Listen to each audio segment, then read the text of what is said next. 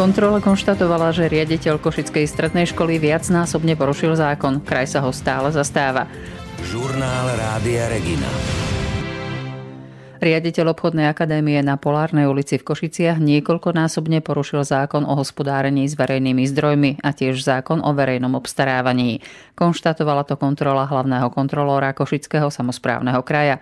Vedenie kraja sa však riaditeľa školy i naďalej zastáva a spochybňuje skôr správu kontrolóra. Keď na nehospodárne vynakladanie verejných peňazí upozornil učiteľ Oto Žarnaj, dostal výpoveď a spolu s ním aj kolega, ktorý sa ho zastal. Opakovaná kontrola však preukázala, že jeho podozrenia boli oprávnené, hovorí prepustený učiteľ. Tieto výsledky ma neprekvapili, pretože som očakával, že pravda raz vyjde na povrch, ale zvažujeme, keďže hlavný kontrolór nepodal trestné oznámenie, podať trestné oznámenie na neznámeho páchateľa v súvislosti s nehospodárnym využívaním finančných prostriedkov školy. Aj keď kontrola vyčíslila pochybenia riaditeľa akadémie za približne 80 000 eur, vrátane 12 000 eur za služby istej košickej advokátke, vedenie kraja ho zatiaľ skôr bráni.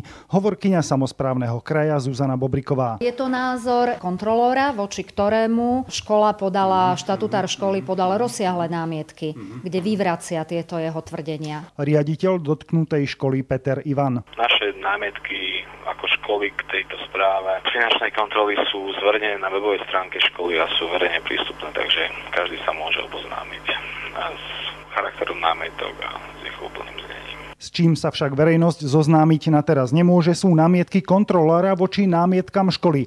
Tie na svoju internetovú stránku nedali. Hlavný kontrolór Vojtech Farkaš. Toto tvrdila advokátka, že spracovala zmluvy a my sme tam preukázali a sme priložili do dôkazov zmluvy, ktoré konkrétne tento dávateľ všade dáva. Čiže tá obchodná organizácia vypracovala zmluvy. Nie oni. Teda kto klame? My alebo škola. Výsledkami kontroly a prípadnými sankciami voči riaditeľovi obchodnej akadémie by sa malo krajské zastupiteľstvo zaoberať o týždeň v pondelok. Laco Kerekeš, RTVS.